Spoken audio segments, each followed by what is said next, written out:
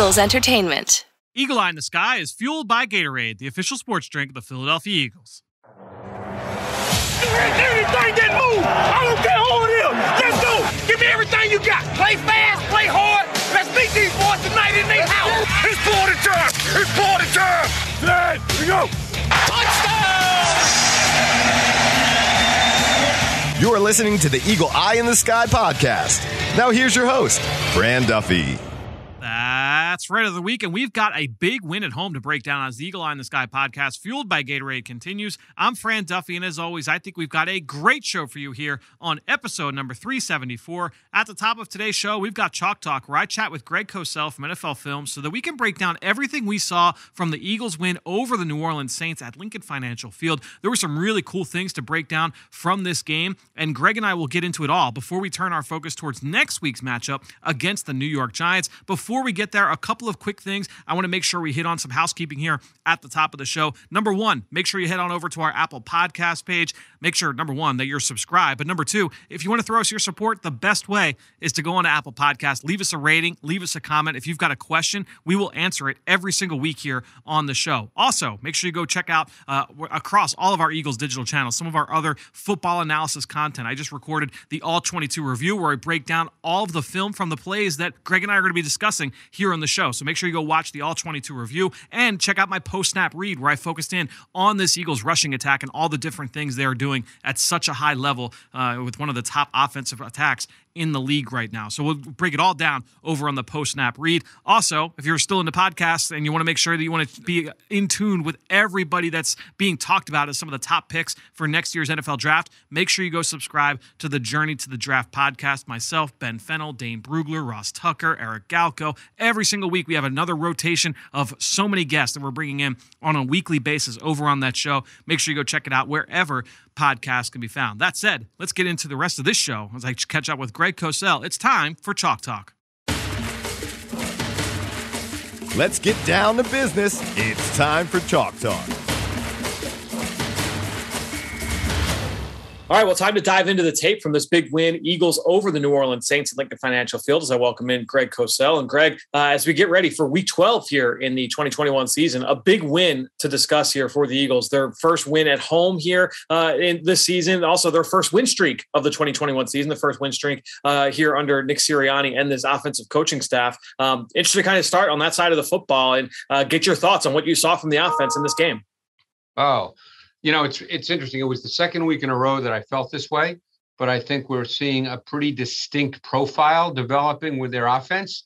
It's a high percentage shotgun offense the last 2 weeks. Hurts is the foundation of it.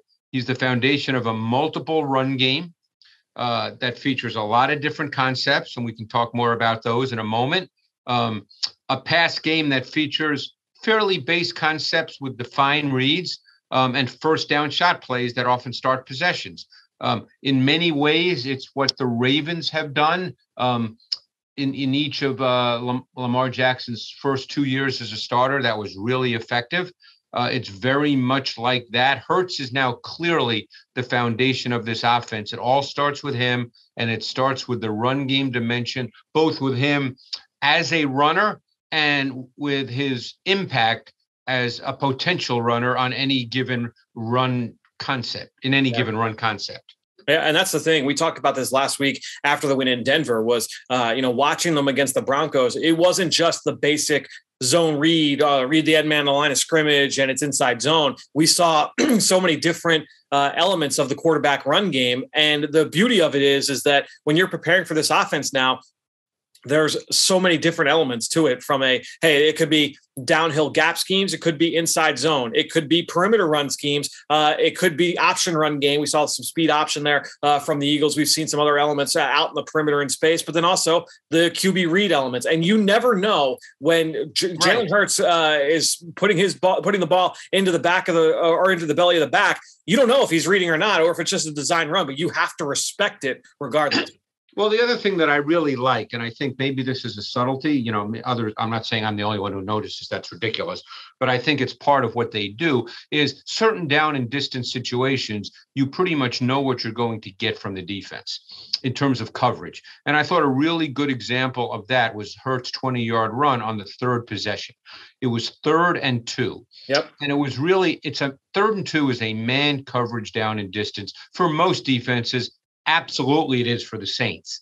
And I thought that, that play, as you probably recall, was a zone read element off gap scheme action by the offensive line. Yeah. And see, it had gap scheme action by the O-line, but outside zone action in the backfield. Yep. And because it was a 3rd and 2 and a man coverage down and distance, to play side, Goddard had what I call an easy release. And so he removed Jenkins, who was covering man-to-man as a run defender. And Hurts held the mesh point, and that really created a problem for the unblocked DN and Jordan. And, now you've got Hurts and Jordan. It's essentially Hurts and Jordan one-on-one.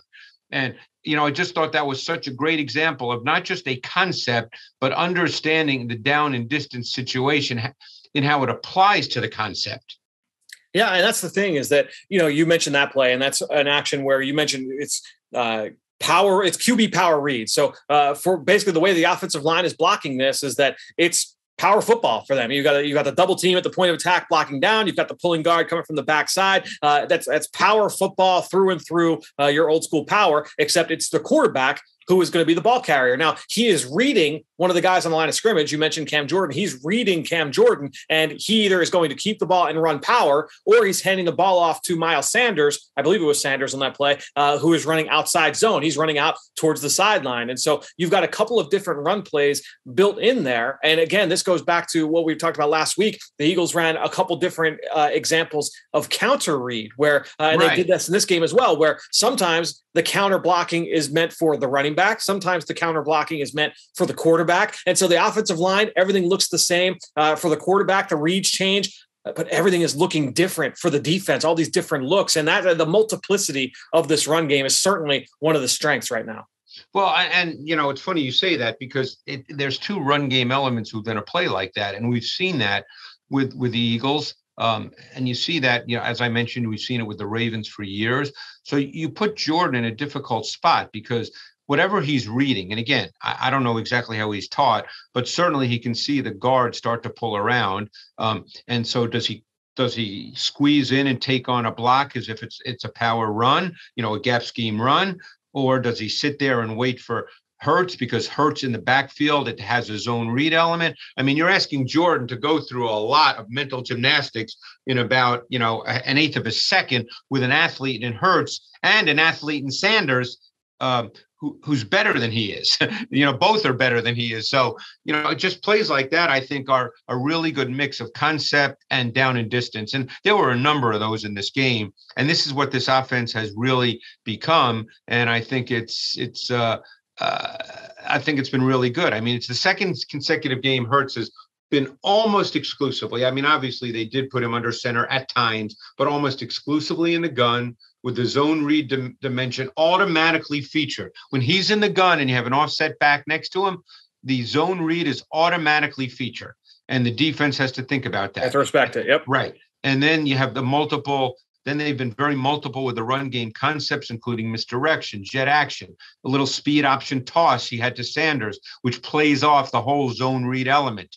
Then the easy releases by the tight end. That's an important tactic as well. So there's a lot going on here that makes it very difficult for defenses to really, I guess, play with certainty. You start to get a little tentative and you start to have to wait and see what happens as opposed to reacting. And that, when defenses have to wait and see, then the offense has an advantage. Yeah, and you mentioned some of the jet action stuff we've seen in the backfield. Often that has been Jalen Reagor as that movable piece in the backfield, and they've shown that they're willing to give it to him on some of those plays. We saw the orbit last week. Certainly that goes for a loss, right? But the defense still has to game plan for those plays. There was a couple weeks ago where he had 3 such touches on some of those gadget looks that led to an Eagles touchdown, right? So that's something that the Eagles or the opposing defenses have to prepare for. And they're using that motion now in this offense to help create space in the run game. I mean, that game-stealing touchdown from Jalen Hurts late in this game in the fourth quarter, you got the pre-snap jet motion from Jalen Reagor that removed Demario Davis from the box. That took him, their best run defender at the second level, and took him away from the play. And now you've got zone read, and Jalen Hurts reads the DN. He makes him miss. He throws the. Are you talking about the Howard 18-yard run? No, I'm talking about the Jalen Hurts touchdown run, his third touchdown run. The Howard 18-yard, that was off the counter read play where you had that motion. It was a big part of that play as well throughout the course of the game. But the Howard 18-yard run, which started, I believe, the 6th possession, came on a gap scheme concept off Reagor jet action. And the timing of that made it look like Reagor could have been handed the ball, and you saw the impact on both stack backers, Alexander and Davis. This is what you do. I mean, their run game is now really, really impressive. And then you can still line up and run a base run like a CT pull where Sanders runs 25 yards to the boundary and Kelsey looked like he was 23 instead of 33.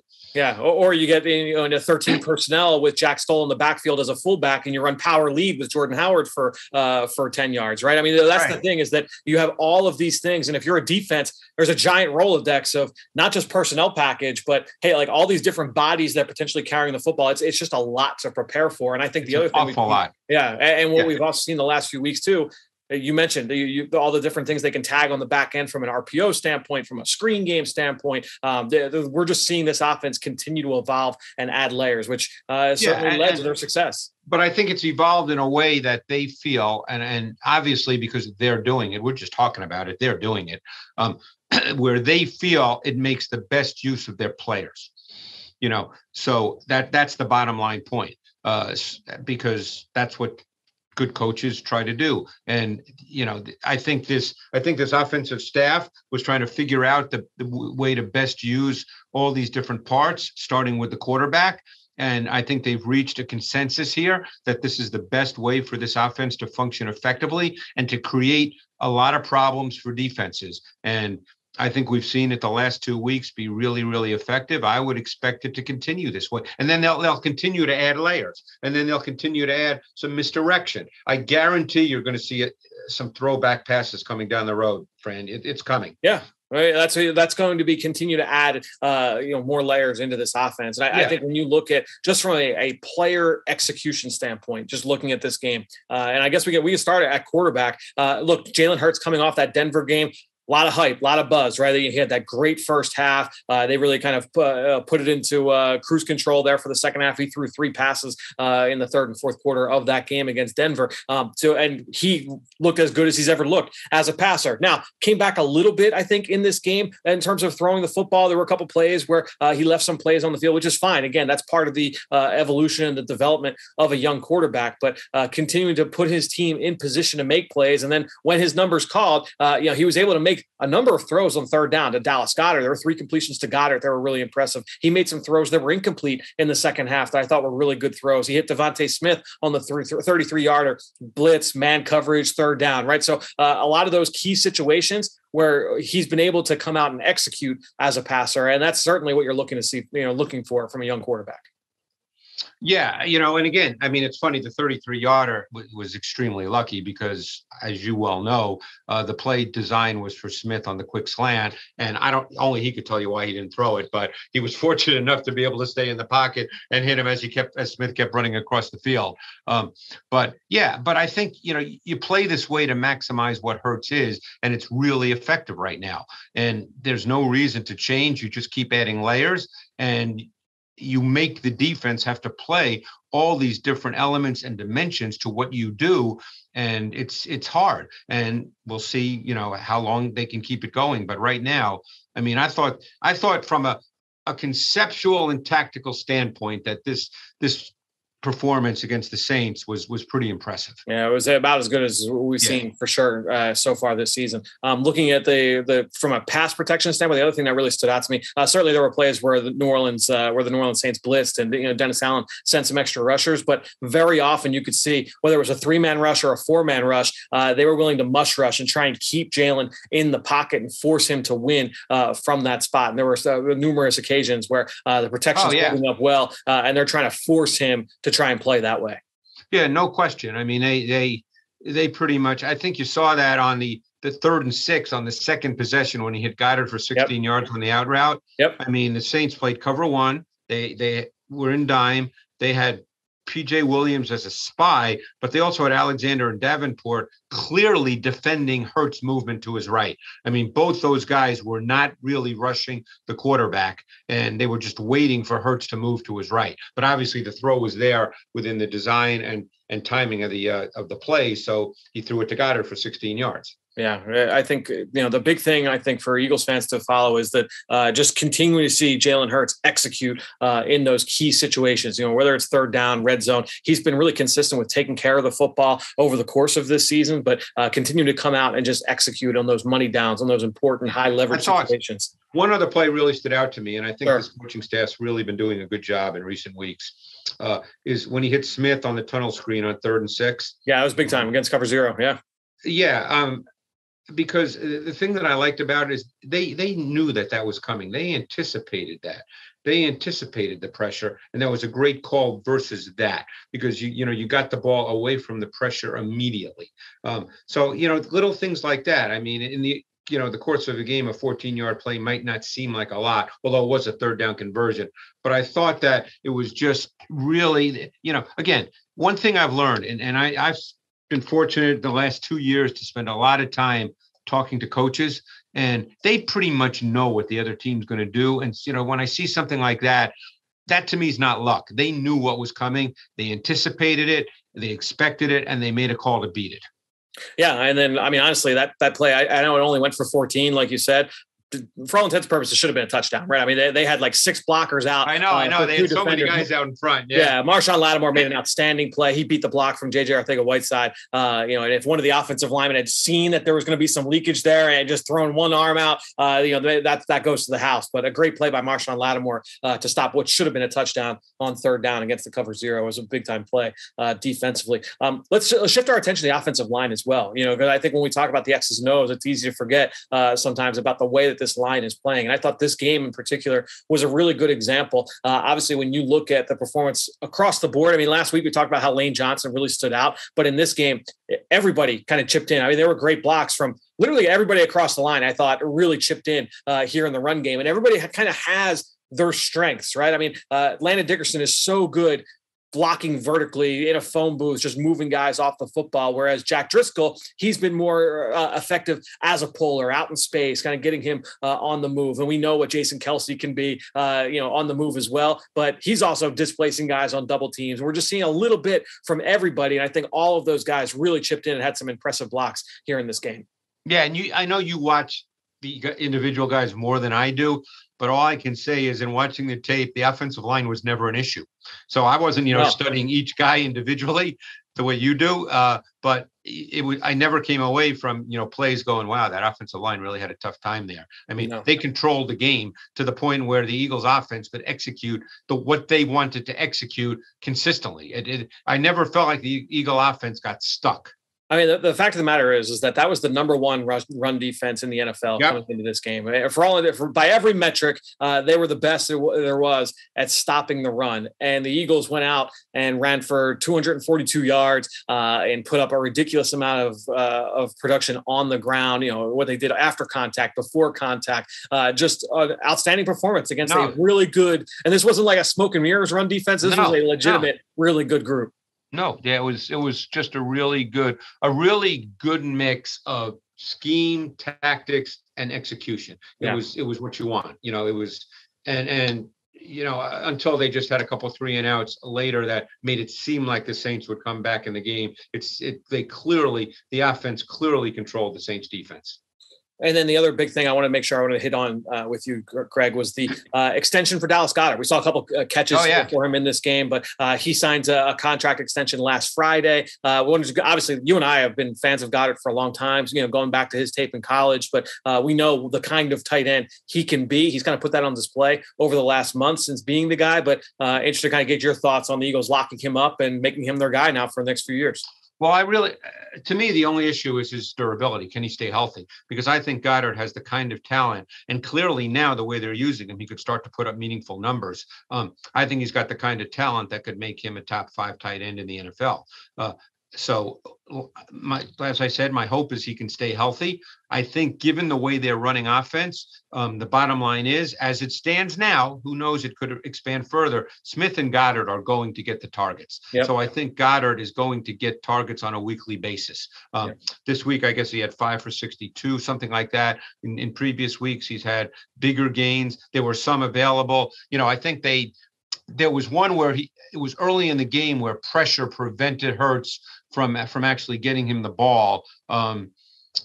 He was hit as he threw it. I think it started the second possession, if memory serves me correctly. Yes.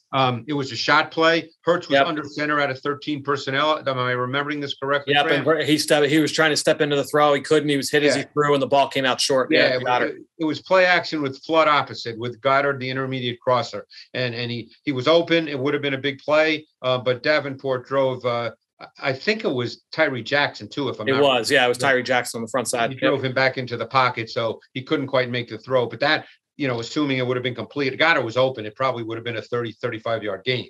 Yeah. No, it's completions were certainly there, for this offense. And that's the thing too, is I think when you look at the second half of this game, and I think a lot of people point, and Nick Sirianni said this, is that, hey, I was probably a little bit too conservative, but that's a tough situation as a coach when, it's, it was 33-7 at one point, right? Early third quarter. You're kind of damned if you do, damned if you don't, right? If you're passing the football and now you turn the ball over, you get sacked. Now everyone say, oh, well, why were you being aggressive there? Why aren't you running the ball? And then if you go the other way and you're running the ball and against the number 1 run defense, and you get stopped a few times, well, now it's you're too conservative. So kind of a tough spot as a coach in that position. But obviously the Eagles able to come through late in this game. Well, you're also playing to your defense, which we'll get to here in a second. You're playing to your defense, which at that point had dominated the game. Yeah. So there was a sense that you're playing the clock as much as you are the score. So look, you know how it is. I mean, it's always easy to comment after we have access to the results. And did they make it 33-22? And did maybe for a moment Eagles fans start to think that, oh my God, what's going to happen here? But you're playing that game the way it played out. And, that's all you can do. So let's talk about the defense. And a week ago, after the Denver game, you and I sat here on the show and I asked you, what were some of the big takeaways? There were 2 big ones that stood out for me, and we discussed them and said, is this a one-game thing? This is what they felt like would work against Denver, or would we continue seeing this moving forward? We saw the secondary play a little bit more aggressive and challenge receivers earlier in the route. And then we also saw a defense that on third down was really turning up the heat on the quarterback. And it turns out both things carried over to this week. We saw the same things here against the Saints. Well, if you want to ask me what my biggest takeaway was, I would say blitz and man coverage was the Eagles' profile out of dime on third down. That was my takeaway. This defense looked totally different, even from a week ago against Denver. I mean, they played dime on third down in the first half for sure. That's the thing. Third down, they played dime on every third down in the first half. Then the second half with the big lead, they went back to nickel. But I think there were 5 or so third downs in the first half after the first one where they played dime, where they went man coverage, and they blitzed. And they featured different blitzers. They featured DBs. You saw Maddox, you saw Epps, you saw McLeod, and they featured Singleton as a blitz. So they featured different blitz concepts, but they were man blitzes. And they even showed 0 on one of them. So, this defense just looked different. It looked like an aggressive defense as opposed to a sit back defense and catch.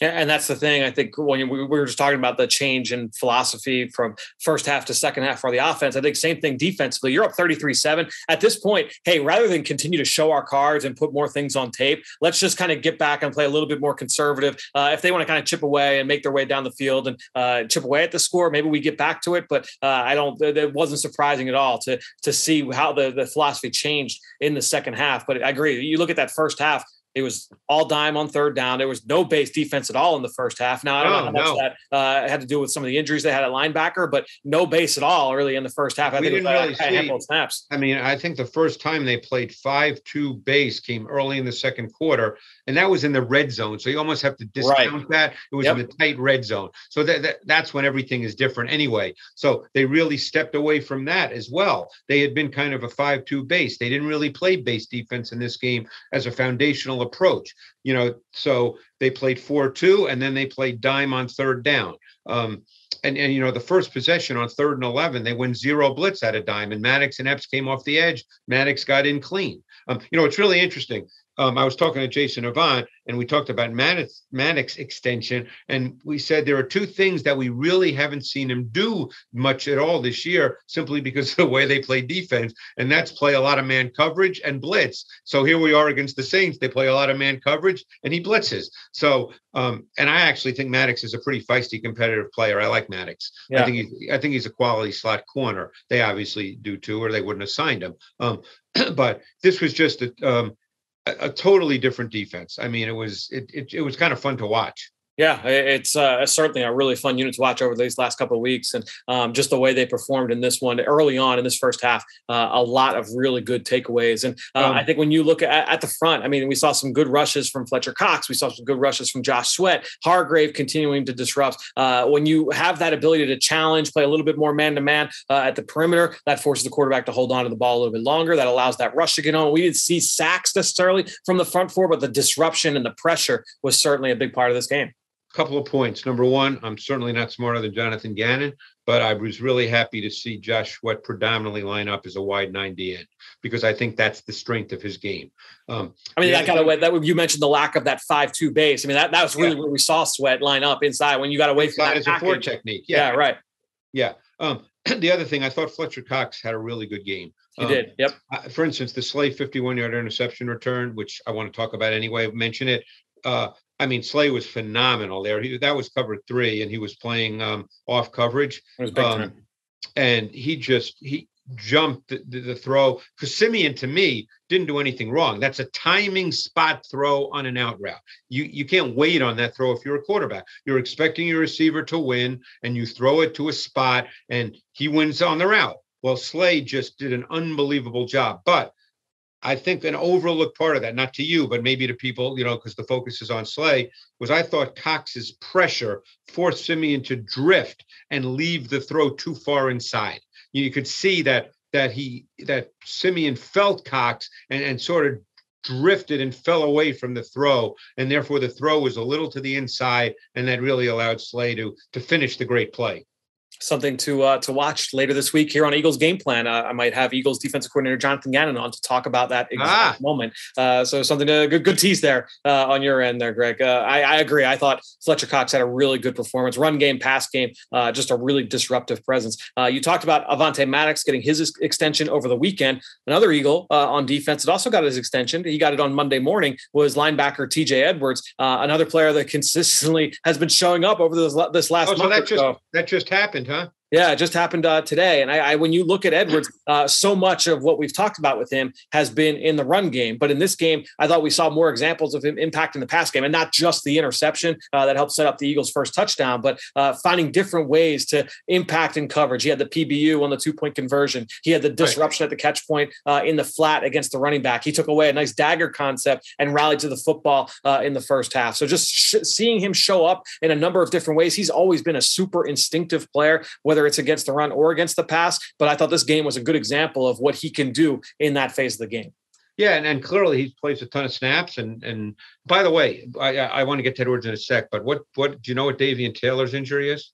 It was a lower body injury. Basically, he's going on injury reserve. I can tell you that. I know that Nick Sirianni did say that today. Davion Taylor has a knee sprain. He's going to be most likely headed to IR as we get more information. As the quote from Nick Sirianni. Such a shame because I think he's been getting better and better each week. Yes. But anyway, Edwards has played really well. I mean, it's funny you mentioned the interception. It was a bad throw by Simeon and a great play by Edwards. You know what you know what I mean? Yes. Because Simeon, number one, he didn't account for Edwards, which is what made it a great play by Edwards. But he threw it way too flat to the open Troutman on the second level crosser. But hey, that takes nothing away from Edwards. That was a very athletic play, not the kind of play we normally expect to see from Edwards. But he's played really well. Yeah, he really has. Again, both run game and pass game. You mentioned Darius Slay, that interception. He had a couple other pass breakups. He played really well. Game. He's really playing well this year. Yeah, I thought even to start the game. I mean, and he's come under a lot of fire. But I thought, the first play of the game, the Eagles opened the game playing cover one at a nickel. They threw the back shoulder fade to Callaway, and Nelson made a really good play on the ball. Yep. Yeah, out of press man. Yep. In press man. And that started the game right away. Hey, we're coming out. We're playing cover one. This is not going to be a soft defense. We're coming out to play today. I thought that was really good. Yeah, I thought just overall, like even watching, just going back, I watched the defense a couple times today, and just the way that they fit the run overall. They had a couple of plays, Ingram was able to get up to the second level, especially on the perimeter. There were a couple of misfits there, but overall, I thought we saw some really good examples of just team run defense, and that allowed them to get to third and long on a number of these cases, right? Where you saw just overall across the board, everybody kind of chipping in. We saw some good fits from Rodney McLeod, Anthony Harris chipping in, Avonte Maddox playing downhill, just so much different than what we saw in those first few games of this season, where it just seemed like the Eagles just could not stop the bleeding against the run. They just look like a different defense. Right? It is. And the other player I'd really like to mention, and I know he doesn't play every snap, but I'm really curious to see where his career goes here, especially since they have some age at safety. But I think Marcus Epps has flashed when he's played. Sure. And, he was forced to play nickel one week, in the fourth quarter when Maddox got hurt. I guess was that 2 weeks ago against the Chargers? Yes, it was against Chargers.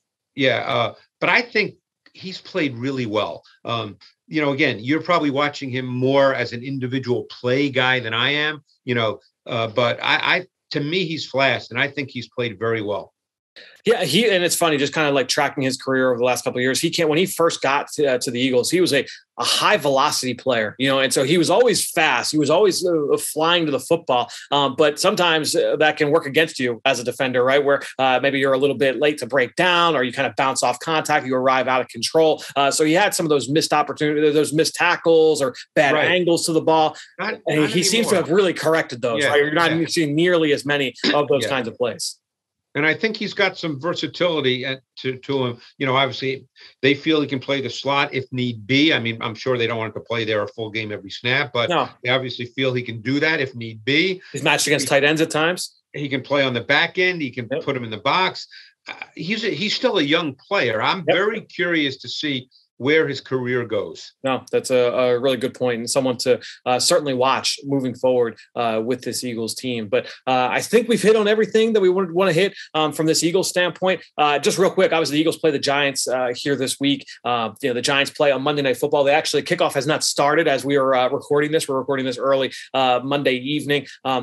Interesting kind of team. I don't think we need to dive into like the nitty gritty with the Giants, but they've been kind of banged up especially on offense. They've been really banged up. They've lost some pieces. Guys were in and out of the lineup. They're coming off a bye week. So I, for one, am very interested to see what they look like here this week in week 11 against the Tampa Bay Bucks. But without diving too deep into the nitty gritty, Daniel Jones, we got Saquon Barkley back in the lineup now. Interesting matchup here for the Eagles moving into week 12. Yeah, it will be very interesting because, it's funny. The Giants' record obviously is not great, and we don't know what they'll do tonight. I remember last year they did play the Bucs, and they actually played them very tough. And one of the things they did on defense that caused problems for the Bucs, and that was last year. So who knows? Was they really featured a lot of stunts up front, which caused problems, and they played a lot of split safety, and that caused problems. So that obviously is specific to the Bucs. I doubt you're going to see that against the Eagles, where you're not going to play the run game, that multiple run game of the Eagles with split safety. But offensively is to me where I'm fascinated. I think from what appears to be the case, they're going to get their people back tonight. Obviously, when people hear this, the game will have happened already. But I'm really curious to see what they can be offensively with a healthy Kadarius Toney and a healthy Kenny Golladay, because this is a team that has weapons, and they have not been able to be together, with the exception of like 2 quarters this year. I mean, Shepard's been in and out of the lineup. Yeah. Tony's been in and out of the lineup. Galladay's been in and out of the lineup. Barkley's been in and out of the lineup. Ingram's been in and out of the lineup. But literally all of their top guys. Yeah. So, obviously, by tomorrow when people are hearing this, who knows? But I guess my point is, if all of those guys are healthy for next Sunday, they're not necessarily an easy offense to play against. They have talent. Yeah. Offensively, it seems like identity-wise, based off even like going back to last year as well, Jason Garrett wants to be able to run the football. They want to be able to establish that with Saquon Barkley. A lot of quick game and play action. One of the bigger play action teams in the league so far. So that's something to watch here on that side. And then defensively, it's a feisty group. A lot of sub package. Those guys up front are really versatile. They've got a lot of production from the rookie second-round pick, Azeez Ojulari, coming out of Georgia. He's been one of their top sack artists so far. And like I said, a lot of sub package. Doesn't look like they'll have Logan Ryan tonight, but we'll see if he's good to go. You made a great point about the run game, because the last game they beat the Raiders in what was a close game. Yeah. And if I'm not mistaken, Booker was 21 for 99. So they want to run the ball. They want to run the ball. They want, there's no question they want to do that. And, Saquon was hurt for most of last year, and they leaned heavy on Wayne Gallman and Devontae Freeman, and those guys. Like they want to run the football. Yeah, so there's no question that's what they want to do. Obviously, you got to be in close games to do that. Yep. So we'll see what happens, obviously next Sunday. But no matter what happens tonight, they want to run the ball. Yeah. So we'll be breaking down this game later this week right here on the podcast. So make sure you tune in for that, man. Obviously, if you're subscribed, stay subscribed, and that episode will get sent to your podcast device. Until then, Greg, we will talk to you next week, breaking down Eagles-Giants and previewing the following game against Eagles-Jets. All right, Fran, thanks. Hey, Eagles fans, get ready for the game each Sunday with an exclusive look at Eagles pregame warm-ups brought to you live each week when you join myself, Amy Campbell, and Eagles insider Dave Spadaro on the Kickoff Show presented by Exalta. We provide Eagles-focused analysis, late-breaking news, and the team perspective that you cannot get anywhere else. The Kickoff Show presented by Exalta can be seen live 50 minutes before kickoff on PhiladelphiaEagles.com, the Eagles mobile app, and the team's social media channels. Great stuff there from Greg, who you can follow on Twitter, just like I do, at Greg Cosell. And while you're at it, I'm at EaglesXOs. That's where I post all the podcasts I'm a part of and all of our X's and O's content that we produce here with Eagles Entertainment. And you know how much I appreciate everybody that promotes this podcast on all forms of social media. That is one way to support the show, but the best way is to go on to Apple Podcasts or Stitcher, leave us a rating, leave us a comment, leave us a question. And I appreciate everybody that has taken their time to go on and do exactly that in recent weeks. Thank you, and thank you all of you out there for your continued support of this show and all the rest of our podcasts here with Eagles Entertainment. That being said, I think that'll do it. Another show in the books here on the Eagle Eye in the Sky podcast, fueled by Gatorade. For everybody here at the NovaCare Complex, I am Fran Duffy. We will talk to you later this week. When the clock hits all zeros, the game might be over, but the action is not. Join us for the post-game show presented by Rico for instant reaction. Watch live as Coach Nick Sirianni and Eagles players come to the podium and meet with the media. We will make sure you do not miss a word. Myself, Ike Reese, and Gabriella DiGiovanni will also break down the game live at the desk and hear from Eagles insider Dave Spadaro to get his thoughts. The post-game show presented by Rico can be seen on PhiladelphiaEagles.com, the Eagles mobile app, and the team's social media channels.